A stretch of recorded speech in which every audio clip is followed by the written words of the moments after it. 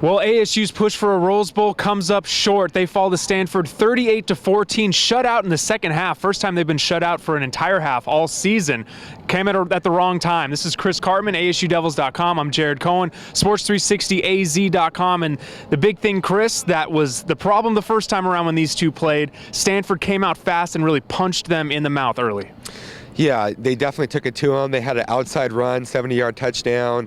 Alden Darby was aligned improperly. I think Todd Graham said it was a coaching mistake, actually, and not a problem that Darby had. ASU responded with a DJ Foster long touchdown, but then Stanford went up 2 scores. There were 8 alignment issues or other, mental miscues on ASU in the first half alone. Todd Graham had said going into this game that they were down to about 4 in the whole game on average, and they had 11 or so in this game. And a lot of it is what Stanford does. They're just so well prepared, and they're just an excellently coached football team, so they put you into situations that stress you mentally and lead to those kind of things happening.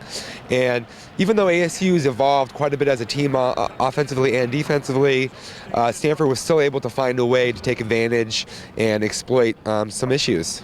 So we mention all that and the things that they dealt with early, but it was still just a 2-possession game at the half, and they trailed by as much as 28-7, but it was 28-14 at half. And in the third quarter, they had a chance to make this a 1-possession game, but a sequence of events and different things didn't go their way, and they were never able to really get back into the game.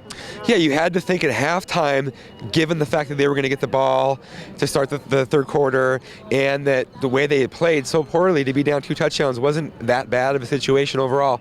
Then they drive down, and then you have the guy who's set a record at ASU for most consecutive field goals, Zane Gonzalez, with 18 in a row, misses a 31-yarder, which really is a chip shot for him. And then Stanford takes a 2nd and 15 and 2nd and 20 conversions, and I think a 4th down conversion on that drive as well.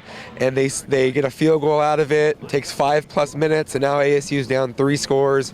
And from there, I just don't think ASU had much of a chance. Yeah, not to mention in that, just an amazing goal line stand for Stanford as well. Shane Scove makes a ridiculous play when they bring Michael Eubank in the game. Kind of a controversial topic throughout the season for ASU. Yeah, I didn't like the play calling. Todd Graham said he would never second-guess Mike Norvell, given how effective the ASU was offensively this season, how many points they scored. But what we've seen consistently is when they put Eubank in, they're going to run the ball. Stanford is one of the best run-stopping teams in the country, obviously. And then you have Scove, who's a all-conference linebacker, great player. Just they anticipated what was going to happen.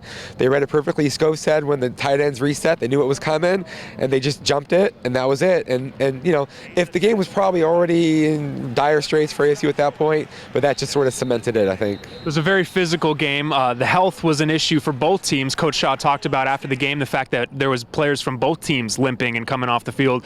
But a big one was DJ Foster. Marion Grice not in the game, on crutches yet again, and DJ Foster had a great first half, and in the second half comes off the field with an injury and was never really able to return.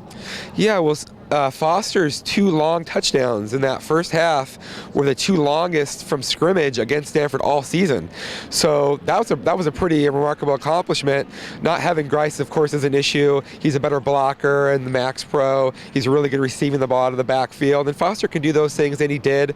But then when he gets hurt, then all of a sudden you're down to some really limited scraping at the bottom of the barrel options. Demarie Nelson hasn't had a lot of carries. Really, that's a new thing for him, just going back to Arizona. And then he got a little dinged up, and they were just left with DeAndre Lewis.